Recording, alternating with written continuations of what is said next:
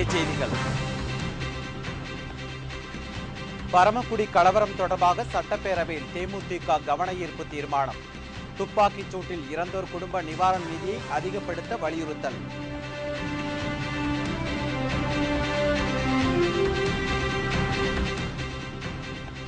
நாட்டின் உள்கட்டமைப்பு பணிகளுக்கு 1 லட்சம் கோடி ரூபாய் முதலீடு. டெல்லி மாநாட்டில் பிரதமர் அறிவிப்பு.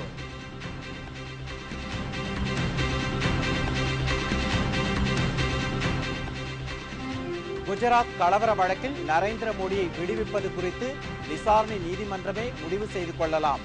உச்சநீதிமன்றம் பரபரப்பு தீர்ப்பு.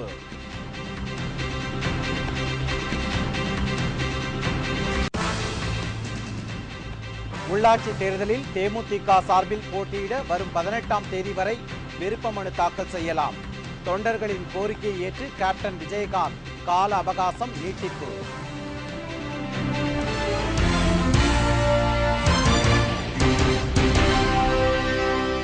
வணக்கம். விரிவான செய்திகள். பரமக்குடி கலவரம் மற்றும் துப்பாக்கிச் சூடு சம்பந்தமாக சட்டப்பேரவையில் இன்று தேமுதிக கவன ஈர்ப்பு தீர்மானம் கொண்டு வந்தது. தமிழக சட்டப்பேரவையில் இன்று பரமக்குடி கலவரம் தொடர்பாக பரபரப்பான விவாதங்கள் நடைபெற்றன. இப்பிரச்சினை தொடர்பாக கவன ஈர்ப்பு தீர்மானத்தை தேமுதிக கொண்டு வந்து முக்கிய விவாதம் நடத்தியது. இதில் கலந்து கொண்டு பேசிய சட்டப்பேரவை எதிர்க்கட்சி துணைத் தலைவர் பன்ருட்டி ராமச்சந்திரன், பரமக்குடியில் இமானுவேல் சேகரன் நினைவு நாளை முன்னிட்டு அஞ்சலி செலுத்தச் சென்ற தேமுதிக சட்டமன்ற உறுப்பினர் சுந்தர்ராஜனை தாக்க முற்பட்டுள்ளனர் என்று தெரிவித்தார். கலவரம் நடந்திருப்பது வேதனைக்குரியது என்றும் இதில் பலியானோரின் குடும்பத்துக்கான நிவாரண உதவியை உயர்த்தி வழங்க வேண்டும் என்றும் அவர் வலியுறுத்தி பேசினார். பாதிக்கப்பட்டவர்களுக்கு மாண்புமிகு முதலமைச்சர் அவர்கள் நிவாரணம் ஏற்கனவே அறிவித்திருக்கிறார்கள். என்னென்ன வகையிலே அந்த நிவாரணங்களை அதிகப்படுத்தி அவர்கள் துயர் துடைக்க நடவடிக்கை எடுக்க வேண்டுமோ அவற்றை எடுக்க வேண்டும் என்று கேட்டுக்கொண்டு என் உரையை முடிக்கிறேன். பரமக்குடி கலவரம் தொடர்பாக இந்திய கம்யூனிஸ்ட் கட்சி, மார்க்சிஸ்ட் கம்யூனிஸ்ட் கட்சி, புதிய தமிழகம் உள்ளிட்ட கட்சிகளும் கவன ஈர்ப்பு தீர்மானத்தை கொண்டு வந்தன. கம்யூனிஸ்ட் கட்சி உறுப்பினர்கள் பேசும்போது இச்சம்பவம் குறித்து நீதி விசாரணை நடத்த வேண்டும் என கோரிக்கை விடுத்தனர். இதன் பின்னர் பதிலளித்து பேசிய முதலமைச்சர் செல்வி ஜெயலலிதா, பரமக்குடி சம்பவம் தொடர்பாக ஓய்வு பெற்ற நீதிபதி தலைமையில் விசாரணை நடத்தப்படும் என அறிவித்தார்.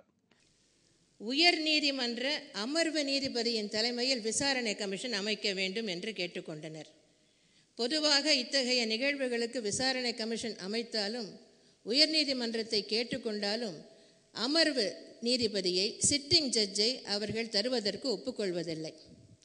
ஆகவே அப்படி நியமிப்பதாக இருந்தாலும் ஒரு ஓய்வு பெற்ற நீதிபதியைத்தான் நியமிக்க முடியும். கலவரத்தை அடக்க துப்பாக்கிச் சூடு நடத்தப்பட்டதற்கான காரணங்களையும் முதலமைச்சர் அவையில் விளக்கினார். நாட்டின் உள்கட்டமைப்பு பணிகளுக்காக 12வது ஐந்தாண்டு திட்டத்தில் 1 லட்சம் கோடி ரூபாய் முதலீடு செய்யப்பட இருப்பதாக பிரதமர் மன்மோகன் சிங் தெரிவித்துள்ளார். தலைநகர் புதுடெல்லியில் நெடுஞ்சாலைத்துறையில் தனியார் மற்றும் பொதுத்துறை நிறுவனங்களின் முதலீடுகள் குறித்த மாநாடு நடைபெற்றது. இதில் பங்கேற்று பேசிய பிரதமர் மன்மோகன் சிங், தேசிய நெடுஞ்சாலைகளின் முக்கியத்துவமும் நாட்டின் உள்கட்டமைப்பு பணிகளின் அவசியத்தையும் கவனத்தில் கொண்டு முதலீடுகள் அதிகரிக்கப்படும் என்று தெரிவித்தார். 12வது ஐந்தாண்டு திட்டத்தில் தேசிய நெடுஞ்சாலைகளின் உள்கட்டமைப்பு பணிகளுக்காக சுமார் 1 லட்சம் கோடி ரூபாய் முதலீடு செய்யப்பட இருப்பதாகவும் அவர் கூறினார். 2012 முதல் 2016 வரையிலான 12வது ஐந்தாண்டு திட்டத்தில் நாட்டின் ஒட்டுமொத்த வளர்ச்சி விகிதத்தை 9% வரை எட்ட இலக்கு நிர்ணயிக்கப்பட்டு இருப்பதாகவும் பிரதமர் குறிப்பிட்டார். The approach document for the 12th five-year plan, which was approved by the full planning commission some 2 weeks ago, has set a target of 9% growth per annum for the 5-year period 2012-13 to 2016-17. One of the most important preconditions to achieve this growth is doubling the investment in infrastructure during the next 5 years. தேசிய நெடுஞ்சாலைகளை மேம்படுத்துவதன் மூலம் நாட்டின் சமூக பொருளாதாரம் வளர்ச்சி அடைவதுடன் குடிமக்களின் வாழ்வாதாரமும் மேம்படும் என்றும் பிரதமர் மன்மோகன் சிங் அப்போது கூறினார். குஜராத் கலவரம் தொடர்பான வழக்கை தொடர்ந்து நடத்துவதா வேண்டாமா என்பது குறித்து விசாரணை நீதிமன்றமே முடிவு செய்து கொள்ளலாம் என்று உச்சநீதிமன்றம் பரபரப்பு தீர்ப்பளித்துள்ளது. 2002ஆம் ஆண்டு குஜராத் மாநிலம் கோத்ராவில் கர சேவகர்களுடன் ரயில் எரிக்கப்பட்டதால் அம்மாநிலம் முழுவதும் கலவரம் வெடித்தது. இதில் சுமார் 1200 பேர் கொல்லப்பட்டனர். கலவரத்தில் உயிரிழந்தவர்களில் காங்கிரஸ் முன்னாள் MP இசன் ஜப்ரியும் ஒருவராவார். இந்த கலவரம் தொடர்பாக தொடரப்பட்ட வழக்கில் கடந்த 10 ஆண்டுகளுக்கு மேலாக விசாரணை நடைபெற்று வந்தது. இன்று இந்த வழக்கில் உச்சநீதிமன்றம் பரபரப்பு தீர்ப்பளித்துள்ளது. குஜராத் கலவரம் தொடர்பான வழக்குகளில் இனிமேலும் எந்த கண்காணிப்பும் தேவையில்லை என்றும், கலவரத்தை ஒடுக்க நரேந்திர மோடி நடவடிக்கை எடுக்கவில்லை என்று கூறப்படும் குற்றச்சாட்டில் எந்த தீர்ப்பும் சொல்ல வேண்டியது இல்லை என்றும் தீர்ப்பில் கூறப்பட்டுள்ளது. மேலும் நரேந்திர மோடி உள்ளிட்ட 63 பேர் மீதான கலவர வழக்குகளை தொடர்ந்து நடத்துவதா வேண்டாமா என்பதை விசாரணை நீதிமன்றமே முடிவு செய்து கொள்ளலாம் என்றும், நரேந்திர மோடிக்கு எதிரான வழக்கை முடித்துக் கொள்ள விசாரணை நீதிமன்றம் நினைத்தால் கொல்லப்பட்ட இசன் ஜப்ரியின் விதவை மனைவியை அழைத்து கருத்து கேட்க வேண்டும் என்றும் உச்சநீதிமன்றம் தீர்ப்பளித்துள்ளது. உச்சநீதிமன்றம் அளித்துள்ள இந்த தீர்ப்பு குஜராத் முதல்வர் நரேந்திர மோடிக்கு சாதகமாக அமைந்துள்ளதால் பாஜக இதனை வெகுவாக வரவேற்றுள்ளது. उच्चतम न्यायालय का आज का निर्णय बहुत अहम है और मुझे लगता है कि कानून की जो प्रक्रिया है उसी के अनुसार वो हुआ है। हाँ, जो घोर मोदी विरोधी है उनको हताशा हो सकती है, लेकिन कानून के दायरे में ही काम कर सकता है और इसलिए उच्चतम न्यायालय का जो फैसला है वो कानूनी प्रक्रिया जैसी है.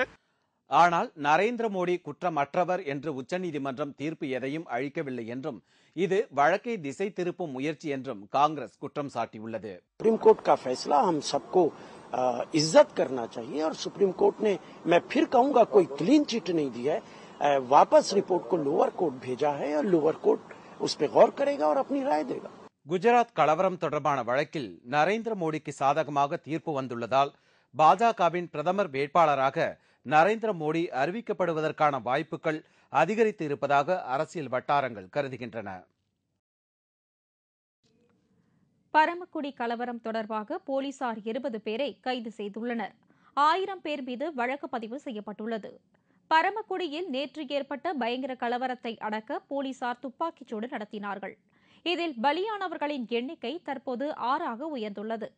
கலவரத்தில் பரமக்குடியில் 40 பேருந்துகளும் 10 போலீஸ் வேன்களும் அடித்து நொறுக்கப்பட்டன. போலீசாரின் வஜ்ரா வாகனம் ஒன்றும், தீயணைப்பு வாகனம் ஒன்றும், 2 ஆம்புலன்ஸ்களும் மற்றும் ஒரு ஜீப்பும் தீ வைத்து கொளுத்தப்பட்டன. கலவரத்தில் ஈடுபட்டதாக போலீசார் இதுவரை 20 பேரை கைது செய்துள்ளனர்.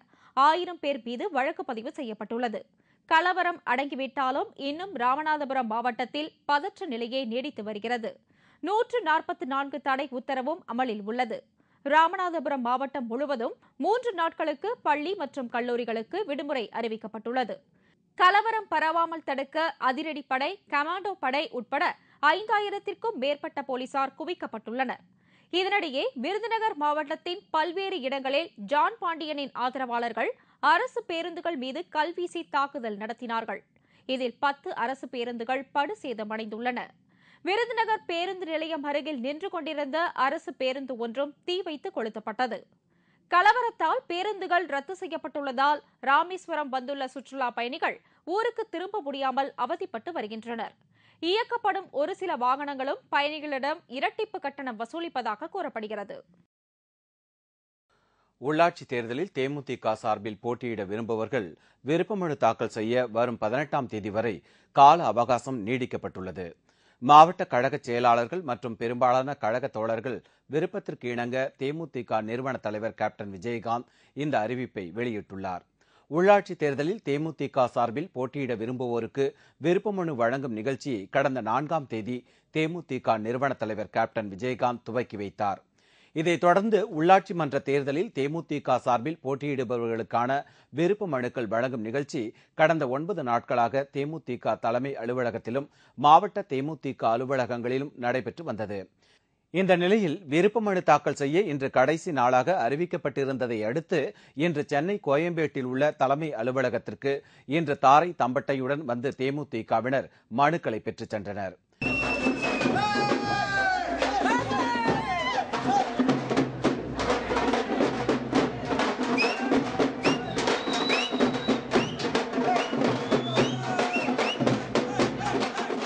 கேப்டனின் ஆணைக்கிணங்க தேதியை இன்னும் நீடித்துள்ளார்கள். வர 18ஆம் தேதி வரைக்கும் உள்ளாட்சி தேர்தலின் வேட்புமனு தாக்கல் பண்றது கடைசி நாளாக அறிவித்துள்ளார்கள். இது வர உறுப்பினர்கள் அனைவருக்கும் பயனுள்ளதாகவும் இருக்கும். இதனிடையே மாவட்ட தேமுதிக செயலாளர்கள் மற்றும் பெரும்பாலான கழக தோழர்களின் விருப்பத்திற்கிணங்க வரும் 18ஆம் தேதி மாலை 4 மணி வரை விருப்பமனு செய்ய கால அவகாசம் நீடிக்கப்பட்டுள்ளதாக கேப்டன் விஜயகாந்த் அறிவித்துள்ளார். கேப்டன் தொகுதியான ரிஷிவந்தியத்தில் உள்ளாட்சி மன்ற தேர்தலில் போட்டியிட ஏராளமான தேமுதிகவினர் ஆர்வம் காட்டி வருகின்றனர். ஏராளமான கழகத்தினர் இன்று விருப்ப மனுக்களை பெற்றுச் சென்றனர். பரமக்குடி கலவர சம்பவத்தில் முன்கூட்டியே சிந்தித்து முன்னெச்சரிக்கை நடவடிக்கைகள் மேற்கொண்டிருந்தால் கலவரம் மற்றும் துப்பாக்கிச் சூட்டை தவிர்த்து இருக்கலாமே என்று தோன்றுவதாக திமுக தலைவர் கருணாநிதி கூறியுள்ளார். இது தொடர்பாக அவர் வெளியிட்டுள்ள ஒரு அறிக்கையில், ஜான் பாண்டியனை பரமக்குடிக்கு வர அனுமதித்து இருந்தால் என்ன நிகழ்வுகள் ஏற்பட்டு இருக்கும் என்பதையும், ஜான் பாண்டியனை கைது செய்தால் என்ன விளைவுகள் ஏற்படும் என்பதையும் அரசு முன்கூட்டியே சிந்தித்து பார்த்திருக்க வேண்டும் என்று கூறியுள்ளார். முன்னெச்சரிக்கை நடவடிக்கை மேற்கொண்டிருந்தால் கலவரம் மற்றும் துப்பாக்கிச் சூட்டை தவிர்த்து இருக்கலாமோ என்று தமக்கு தோன்றுவதாகவும் கருணாநிதி அந்த அறிக்கையில் தெரிவித்துள்ளார். தமிழகம் மற்றும் புதுவையில் அடுத்த 24 மணி நேரத்திற்குள் இடியுடன் கூடிய மழை பெய்ய வாய்ப்பு இருப்பதாக சென்னை வானிலை ஆய்வு மையம் அறிவித்துள்ளது. வெப்பச்சலனம் காரணமாக பல இடங்களில் நல்ல மழை பெய்து வருவதாக சென்னையில் இன்று செய்தியாளர்களிடம் பேசிய வானிலை ஆய்வு மைய பொறுப்பு இயக்குநர் குழந்தைவேலு தெரிவித்தார். அடுத்த 24 மணி நேரத்தில் தமிழ்நாட்டில் ஒரு சில இடங்களில் மழை பெய்யும். ஓரிரு இடங்களில் கனமழை பெய்ய வாய்ப்புண்டு.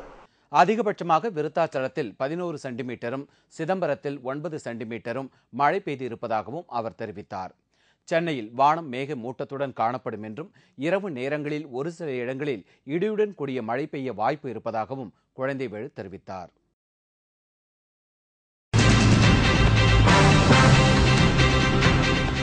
கூடங்குளம் அணுமின் நிலையத்தை மத்திய அரசு மூட வேண்டும்.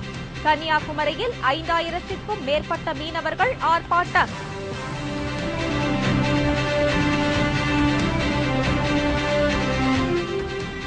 KN நேருவின் உறவினர்கள் ஆக்கிரமித்த 50 கோடி ரூபாய் நிலம். திருச்சி மாநகராட்சி மீட்பு மற்றும் பல செய்திகள் விளம்பர இடைவேளைக்கு பிறகு.